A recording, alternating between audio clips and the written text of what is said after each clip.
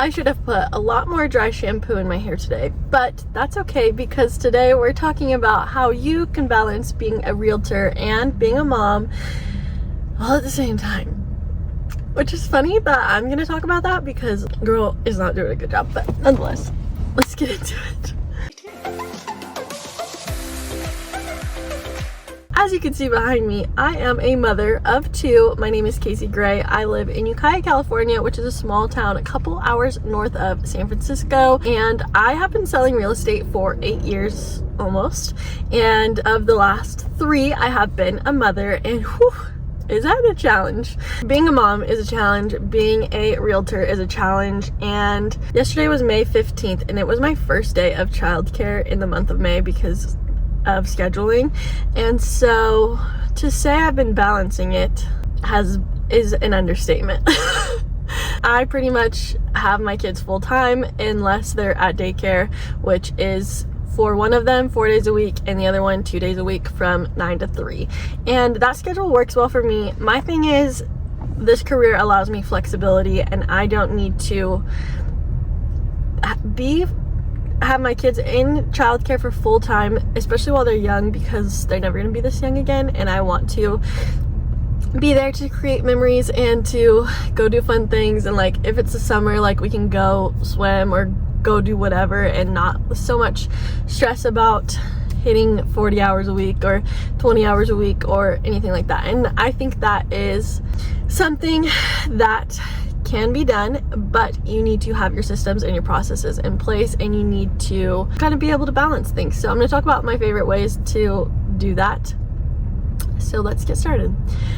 Number 1 is I do have email templates. I purchased the email templates from Hustle Humbly. They are super helpful, a great start to help me get my processes in order. And so what that does is, you know, I get a new client, they automatically get an email saying like, here's this information. We go under contract, they automatically get an email saying, here's this information. We go, I mean, not automatically, I have to add some stuff in there, but essentially it's typed out and I don't have to retype it. So adding the address and the escrow number is a lot easier than typing up that full message over and over again.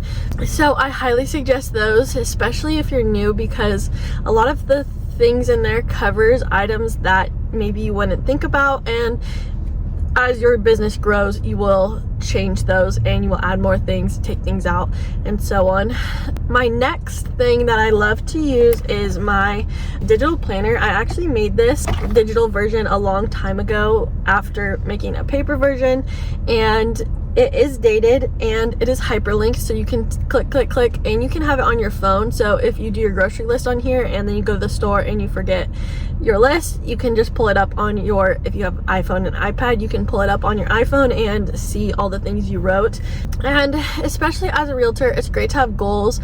It's great to plan pop buys and things like that, but are you actually implementing it? And so being able to put that in a written place where you can refer back to it and also see it in the future is super helpful for me. The third thing that I really like to do, especially if I have kids and am doing a lot of things, is to put every single thing in my calendar. So the night before, go through my email, clear it out, and then go into my calendar and put, you know, send reply email to this person, reply email to this person, make this graphic, make this, record this video, do this, you know, and time block it. Even things like brush teeth or get ready, get dressed, wake up, you know, those things, like once they're in your calendar, you're so much more likely to do them. And then if you have a moment and you're like, wait, what am I doing? You can refer back to your calendar, and then it will kind of re-spark that brain, because pregnancy brain doesn't go away after you're done being pregnant.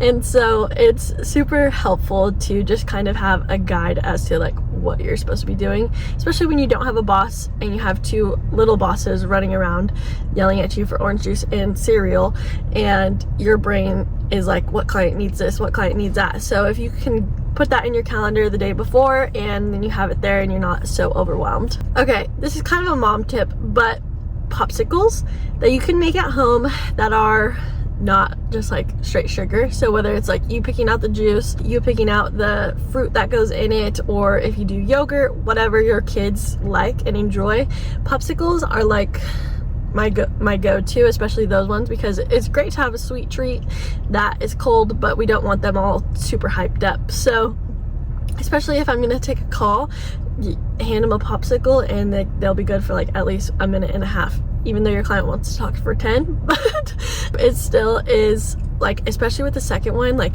here's a popsicle, like popsicle to get in the car, popsicle to go do this, if we're done and we're good, and you get a popsicle. And it's good for me because I don't feel bad for feeding them a bunch of juice and fruit, because they would be drinking it and eating it anyways. So just a little thing, a fun thing that you can do, activity, to make their popsicles and decide what they want to put in them. So that is number 4, I think. So we'll just do 5. Hiring out is one of the best things that you can do, especially for things that just take up a lot of your time. So I hire out my social media. She edits, records, uploads for me. And then I also hire out house cleaning. I have no problem keeping things tidy throughout the week, but to go through and like deep clean is like, I can hardly tidy as it is, let alone then clean on top of that. So while we're out of the house, it is the most stressful day of the week for sure, getting the house ready for the house cleaner. But that is one of the things that I definitely like to outsource. And then, you know, things like meals or grocery pickup, whatever it is that you can outsource that can make your life a little bit easier, is very important. And especially if it frees up time with your kids or frees up time for you to work on your business. So those are my tips to juggling being a mom and being a realtor.